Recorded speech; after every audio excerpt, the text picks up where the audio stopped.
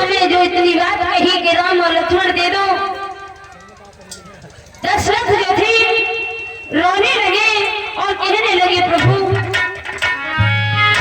जब मेरे सुतई अखियन के चंद्र पर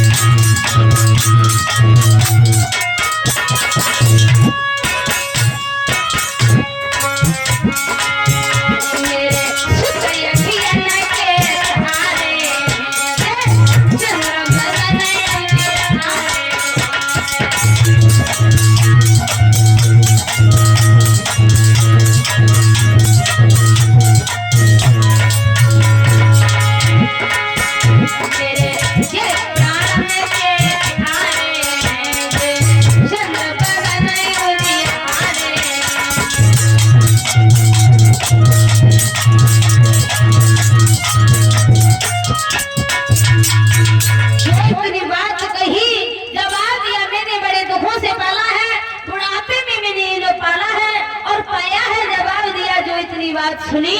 उसी समय कहा देखो अगर देना है तो दे दो और नहीं तो मैं चला जाता हूँ। उसी समय दशरथ ने जवाब दिया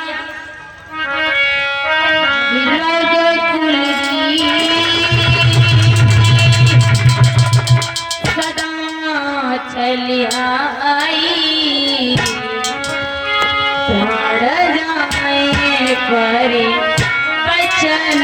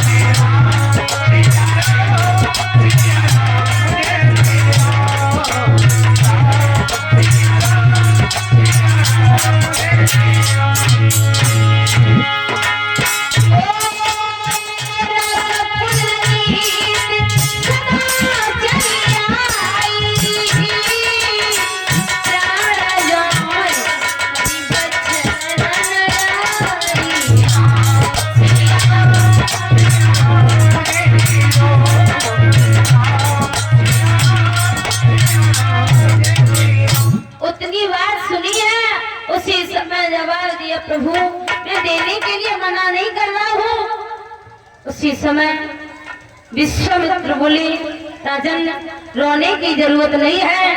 अरे मुझे राक्षस हवन नहीं करने दे रहे हैं, इसलिए मैं अपने यज्ञ की रक्षा करने के लिए आपके राम और लक्ष्मण को लेने के लिए आया हूँ। यज्ञ मेरा संपन्न हो जाएगा, उसके बाद फिर मैं वापस कर जाऊंगा। उसी समय जो इतनी बात सुनी राजा दशरथ गदगद हो गए, आंसुओं को पोंछा, विदा करने लगे हैं।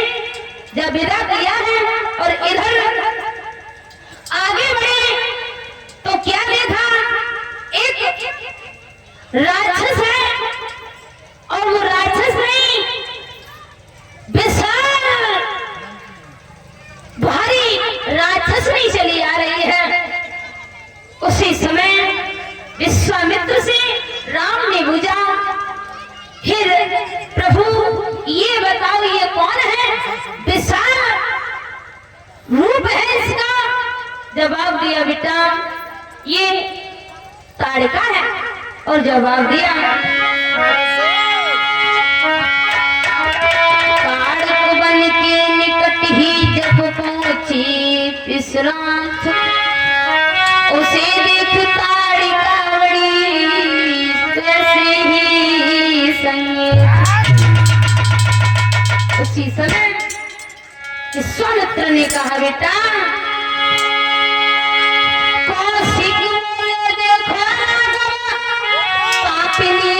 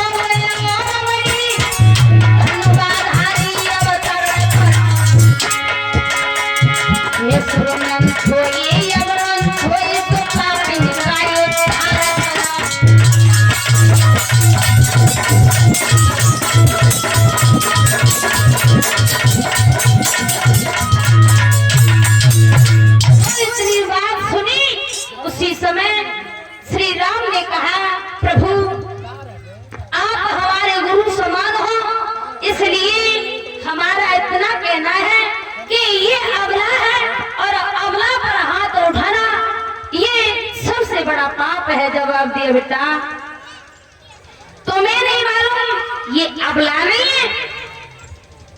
और कहा कि बेटा अबला वो होती है